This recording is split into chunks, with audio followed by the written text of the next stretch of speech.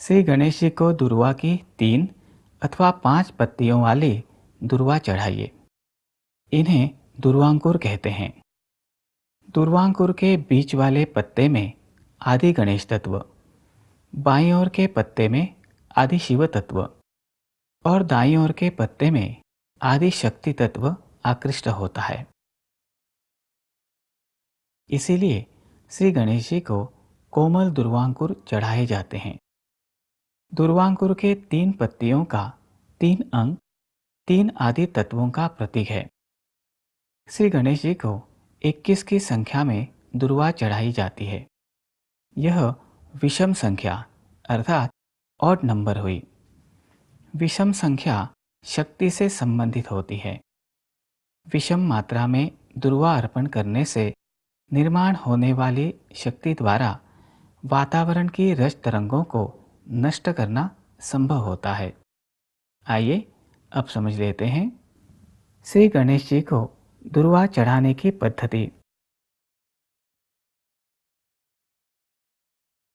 श्री गणेश जी को चढ़ाने हेतु दुर्वा की संख्या न्यूनतम 21 होनी चाहिए। दुर्वा को एकत्रित बांधकर एवं पानी में भिगोकर श्री गणेश जी को चढ़ाइए। पानी में भिगोकर एकत्रित बांधने से उनकी सुगंध अधिक समय बनी रहती है। श्री गणेश जी की मूर्ति के मुखमंडल अर्थात चेहरे को छोड़कर संपूर्ण मूर्ति को दुर्वा से ढक देना चाहिए। इससे मूर्ति के आसपास दुर्वा की सुगंध फैलने लगती है। मूर्ति को दुर्वा से ढकने पर यह सुगंध श्री गणेश जी के आकार में संचारित होती है। इसलिए गणेश तत्व के पवित्रकों के लिए अर्थात अति सूक्ष्म कणों के लिए इस आकार की ओर आकृष्ट होना सरल होता है। इससे मूर्ति जागृत होने लगती है। आइए अब समझ लेते हैं दुर्वार्चन के बारे में। ओम गंग गणपते नमः नाम जप करते हुए अथवा श्री गणपति सहस्र नाम में दिए गए श्री गणेश जी के एक एक नाम का उच्चारण कर श्री गणेश जी को एक एक दुर्वा चढ़ाकर उनका विशेष पूजन किया जाता है। इसे दुर्वार्चन कहते हैं। इसमें श्री गणेश मूर्ति के चरणों से आरंभ कर दुर्वा चढ़ाई जाती है। इस प्रकार दुर्वाचन करने से गणेश तत्व दुर्वा में आकृष्ट होता है एवं वायुमंडल में उसका प्रक्षेपण भी होता है। आइए अब समझ लेते हैं दुर्वार्चन के परिणाम एक सूक्ष्म चित्र द्वारा। यह सूक्ष्म चित्र हिंदू जनजागृति समिति की सूक्ष्म चित्रकार साधिका कुमारी प्रियंका लोटलीकर जी ने बनाया है। मूर्ति के चरणों द्वारा देवता का तत्व अधिक मात्रा में प्रक्षेपित होता है।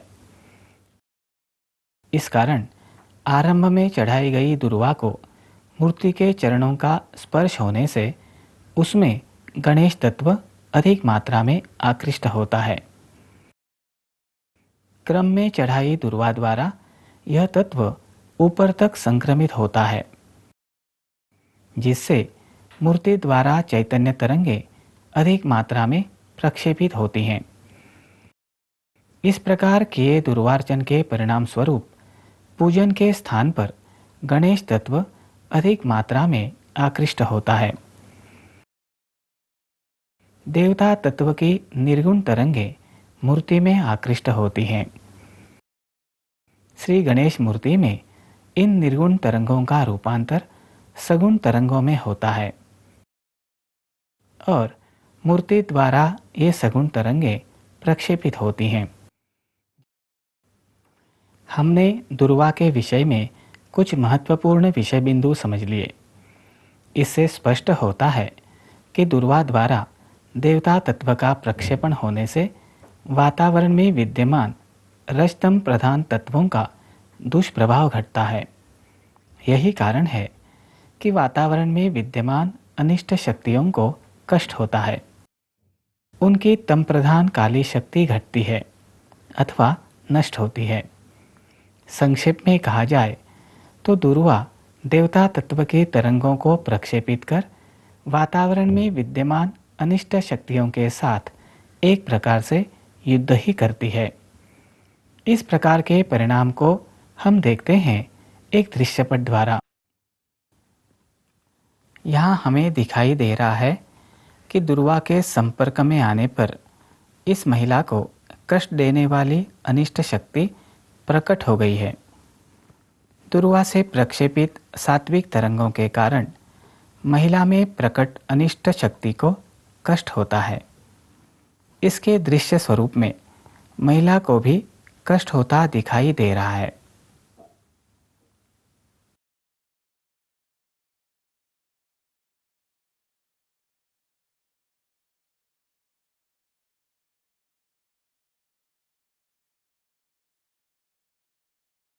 अभी हमने अनिष्ट शक्ति से पीड़ित महिला पर हुआ दुर्वा का परिणाम स्थूल रूप से अर्थात दृश्य रूप में देखा। इस प्रकार के परिणाम का मूल कारण है दुर्वा में विद्यमान देवता तत्वों को आकृष्ट व प्रक्षेपित करने की क्षमता।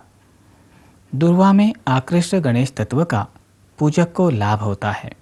साथ ही अनिष्ट शक्तियों से पीड़ित व्यक्तियों पर आध्यात्मिक उपाय होते हैं तथा उनके कष्ट घटते हैं। इससे स्पष्ट होता है कि सनातन संस्कृति में बताई गई धार्मिक विधियां, उनके अंतर्गत की जाने वाली प्रत्येक कृति एवं उनमें उपयोग में लाया जाने वाला प्रत्येक घटक, इन सब के पीछे अध्यात्म शास्त्रीय दृष्टिकोण है, जिसे वैज्ञानिक दृष्टि से भी हम समझ सकते हैं। इसका कारण यह है कि विज्ञान की उत्पत्ति अध्यात्म शास्त्र से ही हुई है। इस दृष्टिकोण से श्री गणेश पूजन में उपयुक्त दुर्वा हमारे लिए ईश्वरीय देन है। हमने पूर्वार्ध में समझ लिया कि दुर्वा एक तृण वनस्पति है। श्री गणेश जी को चढ़ाने के लिए कोमल दुर्वांकुर का ही उपयोग करना चाहिए, परंतु घास भी दुर्वा समान ही दिखाई देती है। ऐसे में आध्यात्मिक दृष्टिकोण से दुर्वा व घास में अंतर समझ लेना भी अत्यावश्यक है।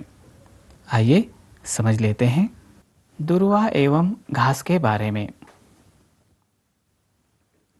दुर्वा में आदि शिव, आदि शक्ति व आदि गणपति, इन तीन देवता तत्वों को आकृष्ट व प्रक्षेपित करने की अत्यधिक क्षमता होती है। घास में ऐसी कोई क्षमता नहीं होती, इसलिए घास से सात्विकता बढ़ाने में कोई सहायता नहीं मिलती। घास से जो स्पंदन आकृष्ट होते हैं अथवा उससे जो स्पंदन प्रक्षेपित होते हैं, वे मायावी अर्थात कृत्रिम होते हैं। इसे समझने के लिए आइए देखते हैं एक सूक्ष्म चित्र। यह सूक्ष्म चित्र हिंदू जनजागृति समिति की सूक्ष्म चित्रकार साधिका कुमारी प्रियंका लोटलीकर जी ने बनाया है। दुर्वा की पत्तियों के संधि स्थान में रजोगुणी वलय निर्माण होते हैं और कार्यरत स्वरूप में घूमते रहते हैं। घास की पत्तियों के सिरों से वातावरण में रजोगुणी तरंगें प्रक्षेपित होती हैं। घास की पत्तियों के सिरों से मायावी तरंगों का भी वातावरण में प्रक्षेपण होता है। कुछ लोग घास को ही दुर्वा समझकर देवता को चढ़ाते हैं। इससे कोई लाभ नहीं मिलता। अभी हमने दुर्वा व घास दोनों के संबंध में कुछ विषय बिंदुओं को समझ लिया। दुर्वा उपलब्ध न हो तो देवता को सर्वसमावेशक अक्षत अर्थात कुमकुम लगे अखंड चावल अर्पण कीजिए। समझ लेते हैं श्री गणेश पूजन के लिए दुर्वा लाते समय ध्यान रखने योग्य बातें।